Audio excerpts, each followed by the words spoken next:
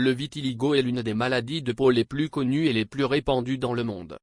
Bienvenue dans un nouvel épisode de Octopus Pharmacist Derma, pour découvrir en détail cette affection si particulière. Qu'est-ce que le vitiligo exactement, et comment apparaît-il? Existe-t-il différents types de cette maladie? Comment le médecin établit-il le diagnostic avec certitude? Quelles sont aujourd'hui les 6 étapes de traitement les plus reconnues et utilisées dans le monde? À quel moment le médecin décide-t-il de commencer un traitement? Et quand choisit-il plutôt d'aider la peau à perdre le reste de sa couleur, afin d'obtenir un teint uniforme? Restez avec moi.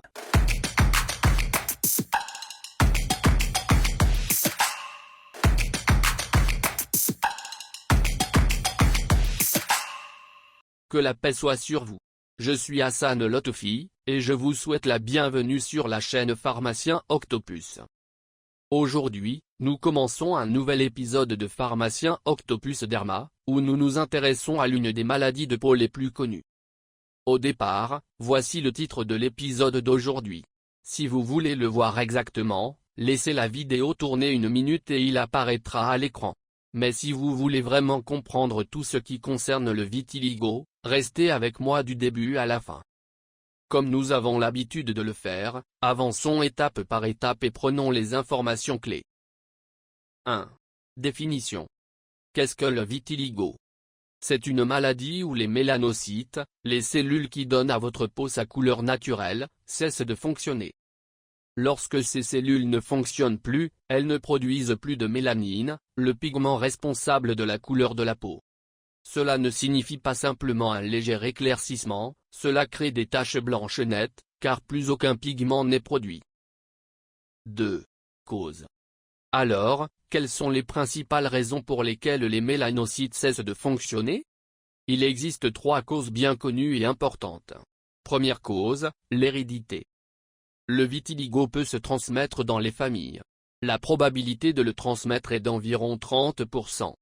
Autrement dit, si un parent a le vitiligo et a 10 enfants, environ 3 d'entre eux peuvent aussi en être atteints. Deuxième cause, maladie auto-immune.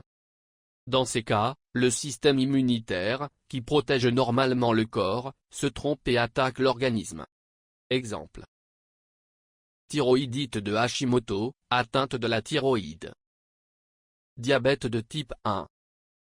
Maladie d'Addison, atteinte des glandes surrénales. Psoriasis. Polyarthrite rhumatoïde. Certains types d'anémie. Dans ces conditions, les cellules immunitaires peuvent aussi attaquer les mélanocytes de la peau, les empêcher de fonctionner et provoquer l'apparition de taches de vitiligo. Troisième cause, facteur localisé. Ici, le vitiligo peut rester dans un seul endroit et ne pas se répandre sur le corps. 2 théories expliquent cela. La théorie neuronale. Parfois, les nerfs sous la peau libèrent des substances chimiques appelées neurotransmetteurs en grande quantité. Ces substances endommagent les mélanocytes à cet endroit précis, provoquant 1 ou 2 taches stables qui ne se propagent pas. Le phénomène de Koebner. Cela se produit après une blessure, une coupure ou des frottements répétés sur la peau. Le traumatisme provoque l'attaque des cellules immunitaires seulement sur cette zone, et le vitiligo apparaît là, restant fixé sans se propager. 3. Localisation courante. Où le vitiligo apparaît-il généralement en premier? Il commence souvent au niveau du cou, sur la mâchoire, autour du nez et de la bouche, aux extrémités des doigts et des orteils, aux aisselles et à l'aine, sur le bas-ventre, sur les cuisses, la poitrine et parfois les organes génitaux. De ces points de départ, il peut s'étendre progressivement à d'autres zones du corps. 4. Contagieux ou non? Question très importante, le vitiligo est-il contagieux? La réponse est absolument non. Le vitiligo n'est causé ni par des bactéries, ni par des virus, ni par des champignons. Nous ne devons donc pas traiter les patients avec crainte, ni éviter de leur serrer la main, ni agir comme s'ils étaient dangereux. Ils portent déjà un lourd fardeau psychologique, et nous ne devons pas l'alourdir. 5. Vitiligo et risque de cancer. Autre point clé, le vitiligo peut-il se transformer en cancer de la peau? En réalité, cela reste très rare. Cela n'arrive que si une personne expose les taches de vitiligo directement au soleil pendant de longues périodes, sans protection. Normalement, la mélanine de la peau nous protège des rayons du soleil. Mais dans les zones atteintes de vitiligo, la mélanine manque. C'est pourquoi la protection solaire est l'une des étapes les plus importantes pour les personnes atteintes de vitiligo, pour réduire le risque de dommages causés par le soleil et protéger la peau. Et avec cette introduction, vous savez maintenant ce qu'est le vitiligo. Pourquoi il apparaît. Ses causes principales. Les zones où il commence. Qu'il n'est pas contagieux. Et le lien très limité mais réel avec l'exposition au soleil et le risque de cancer. Restez avec moi pour la suite de cet épisode, où nous parlerons du diagnostic, des types de vitiligo et des options de traitement disponibles dans le monde entier.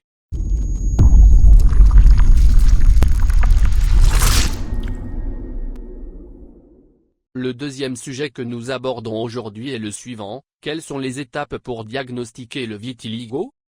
1. L'examen clinique.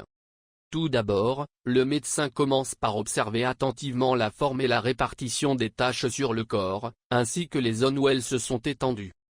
Il examine ensuite la peau avec une lampe spéciale à ultraviolet, appelée lampe de Wood. À ce moment-là, il se concentre surtout sur les bords des taches. Dans de nombreux cas, les contours apparaissent plus foncés que la peau normale, et parfois légèrement enflés ou rougeâtres. D'autres fois, on retrouve ce qu'on appelle un aspect trichrome. Cela signifie que l'on distingue trois couleurs sur une même zone, une tache blanche, une zone brun clair, puis la couleur normale de la peau. Ces signes sont très caractéristiques et permettent aux dermatologues de reconnaître rapidement le vitiligo avec assurance. 2. La biopsie cutanée. Une autre étape possible est la biopsie de peau. Cela consiste à prélever un très petit fragment de peau pour l'examiner au microscope, en laboratoire. Que retrouve-t-on? Dans les zones atteintes, on ne trouve plus de mélanocytes, ces cellules qui produisent la couleur de la peau. En même temps, au bord des taches, on observe souvent la présence de nombreuses cellules immunitaires qui attaquent. Cela confirme que le vitiligo est bien une maladie auto-immune. 3. Les analyses sanguines. La troisième étape, et peut-être la plus importante, est le bilan sanguin. Vous vous demandez peut-être, pourquoi faire payer plus cher si le diagnostic est déjà évident? La réponse est simple, le vitiligo est souvent associé à d'autres maladies auto-immunes. C'est pourquoi un bon dermatologue vérifiera toujours d'éventuels problèmes comme la glycémie, pour rechercher un diabète. Le fonctionnement de la thyroïde, pour détecter une thyroïdite de Hashimoto ou un autre trouble. Certains marqueurs articulaires, pour dépister une polyarthrite auto-immune ou des maladies proches. De cette manière, le médecin sait si le vitiligo est isolé, ou bien s'il fait partie d'un tableau auto-immun plus large. 4. Les systèmes de cotation. Enfin, après l'examen, le médecin attribue au patient un score. Il existe des systèmes validés, comme le VET-Full-VASI, qui permettent d'évaluer le pourcentage du corps atteint, l'étendue de la maladie et le degré d'activité immunitaire derrière celle-ci. Ces scores sont très utiles pour choisir le meilleur plan de traitement et suivre les améliorations au fil du temps. Avec ces étapes, examen, biopsie, analyse sanguine et cotation, le diagnostic du vitiligo devient clair, précis et complet.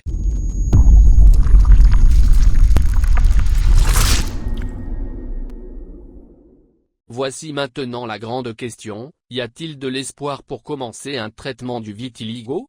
Peut-on réduire l'activité excessive du système immunitaire qui provoque ce problème? Ou bien dans les cas où le système immunitaire est très fort et que le vitiligo couvre déjà plus de 20 à 50% de la surface corporelle, dans ce cas, on ne cherche généralement pas à restaurer la pigmentation. L'approche change complètement, l'objectif devient d'aider le système immunitaire à terminer son travail, en éliminant le reste du pigment, afin que toute la peau retrouve une couleur uniforme et homogène. Troisième thème du jour, les options de traitement. C'est ce qui intéresse le plus les patients. Quand un malade vous demande, « Docteur, existe-t-il un traitement ? Vous devez savoir que nous disposons aujourd'hui de 6 grandes catégories de thérapie pour le vitiligo. 1. Les traitements locaux. La première option, ce sont les médicaments appliqués directement sur la peau. On utilise principalement des corticoïdes topiques ou une famille de médicaments appelés inhibiteurs de la calcineurin. Les deux plus connus sont le pimecrolimus et le tacrolimus. Le choix du produit, de la concentration et de la durée dépend toujours de la situation du patient. L'usage prolongé de corticoïdes locaux est évité, car il peut entraîner un amincissement de la peau. C'est pour cela que les inhibiteurs de la calcineurin, surtout sur des zones sensibles comme le visage et le cou, sont souvent préférés. Lorsque des corticoïdes sont utilisés, la durée ne dépasse en général 1 à 3 mois. 2. La photothérapie, traitement par la lumière. La deuxième méthode repose sur la lumière. On retrouve notamment le laser excimer, les UVB à bande étroite, et autrefois la PUVA-thérapie, psoralen plus UVA. La PUVA est désormais rarement utilisée en raison de ses risques, vieillissement prématuré de la peau et même augmentation du risque de cancer cutané. La photothérapie est très efficace, surtout lorsqu'elle est combinée à des crèmes comme le tacrolimus ou le pimecrolimus. Ses principaux inconvénients sont: il faut prévoir 2 séances par semaine pendant plusieurs mois. En cas de bons résultats, le traitement peut durer jusqu'à 2 ans. Les effets secondaires restent légers, rougeur passagère ou démangeaison, disparaissant rapidement. 3. Les traitements systémiques, par voie orale. La troisième option est le traitement systémique, c'est-à-dire les médicaments pris par voie orale. Comme le vitiligo est dû à une activité excessive du système immunitaire, les médecins prescrivent parfois des médicaments qui diminuent cette activité, tels que la cyclosporine, le méthotrexate, ou de faibles doses de corticoïdes oraux, selon des protocoles particuliers appelés mini-pulses. Par exemple, la dexaméthasone 2,5 à 4 mg, donnée 2 jours par semaine, pendant 3 à 6 mois. Ces traitements sont souvent associés à d'autres méthodes pour augmenter leur efficacité. 4. Les biothérapies, anticorps monoclonaux. La quatrième option, plus moderne, repose sur les biothérapies, notamment les anticorps monoclonaux. Il s'agit d'anticorps conçus en laboratoire pour cibler des signaux précis du système immunitaire. Dans le vitiligo, on cherche surtout à bloquer la voie de communication appelée JAK-STA. Les médicaments importants sont le ruxolitinib, inhibiteur de JAK en crème, et le tofacitinib ou d'autres inhibiteurs de JAK par voie orale. La crème de ruxolitinib est particulièrement prometteuse. Application 2 fois par jour, pendant environ 1 an. Des résultats visibles dès 4 à 6 mois. Très bonne tolérance, avec peu d'effets secondaires. C'est l'une des avancées les plus récentes dans le traitement du vitiligo. 5. La famélanotyde, implant. La cinquième option est la famélanotyde, un implant placé sous la peau. Ce médicament imite une hormone naturelle, l'alpha-MSH, hormone stimulante des mélanocytes. Son rôle est de stimuler les cellules souches cutanées pour qu'elles deviennent de nouveaux mélanocytes, capables de produire à nouveau de la mélanine. La famélanotyde est particulièrement efficace lorsqu'il est associé à la photothérapie. L'implant reste actif sous la peau pendant environ 2 mois. Effet secondaire possible, la peau peut devenir plus foncée que prévu, mais cet effet est transitoire. Après le retrait de l'implant, la couleur de la peau retrouve progressivement son équilibre. 6. Le traitement chirurgical, greffe cutanée. La 6e et dernière option est le traitement chirurgical, réservé au cas de vitiligo stable. Qu'est-ce que cela signifie? Cela veut dire que les plaques n'ont pas changé de taille ni de forme depuis longtemps, et qu'aucune nouvelle lésion n'apparaît. Dans ces cas, le médecin peut prélever une fine couche de peau pigmentée sur une autre partie du corps et la transplanter sur la zone dépigmentée.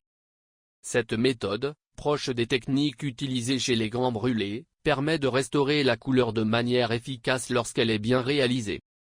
En résumé, pour récapituler, les médicaments locaux pour contrôler les petites zones, la photothérapie pour stimuler la repigmentation, les traitements oraux pour calmer l'immunité. Les biothérapies modernes ciblant les voies immunitaires, la mélanocyte pour relancer les mélanocytes. Et enfin, la chirurgie dans les cas stables. Et rappelons-le, quand la maladie atteint plus de 50% du corps, la stratégie change. Plutôt que de restaurer la couleur, le médecin peut accompagner la dépigmentation totale, afin que la peau devienne uniforme. Ces 6 catégories représentent aujourd'hui les options thérapeutiques les plus importantes et les plus efficaces dans le monde contre le vitiligo.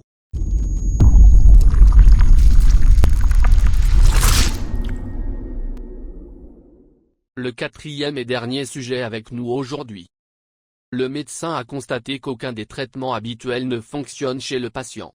Le système immunitaire est trop puissant. Et la zone de peau touchée par le vitiligo s'est étendue à plus de 20%, parfois même 50% du corps.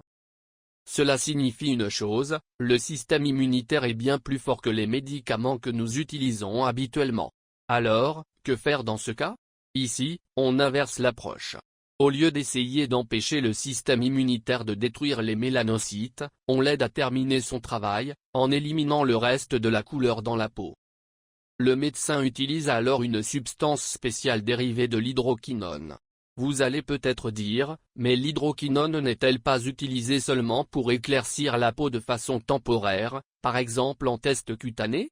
Et vous avez raison, l'hydroquinone classique ne fait que bloquer les mélanocytes temporairement, afin de réduire la pigmentation. Mais ici, on emploie un dérivé plus puissant, appelé monoéther d'hydroquinone. Lorsqu'il est appliqué sur la peau, ce composé ne réduit pas seulement la pigmentation de manière passagère. Il détruit complètement les cellules mélanocytaires.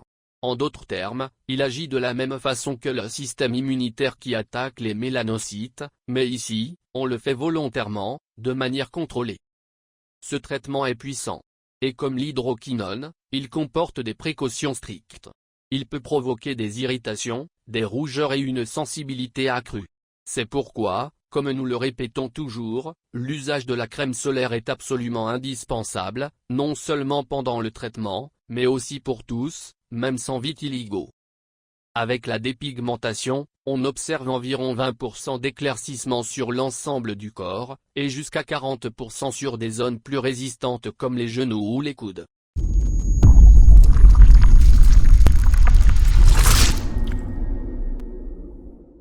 Et maintenant, passons à la 5e et dernière partie de l'épisode d'aujourd'hui. Voici les conseils et recommandations les plus importants que nous devons toujours donner aux patients atteints de vitiligo.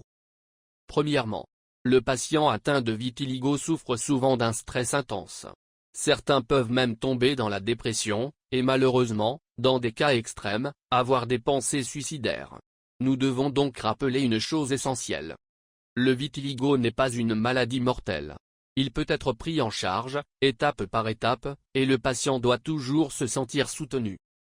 Deuxièmement, je le répète pour la 3e fois, la protection solaire n'est pas négociable.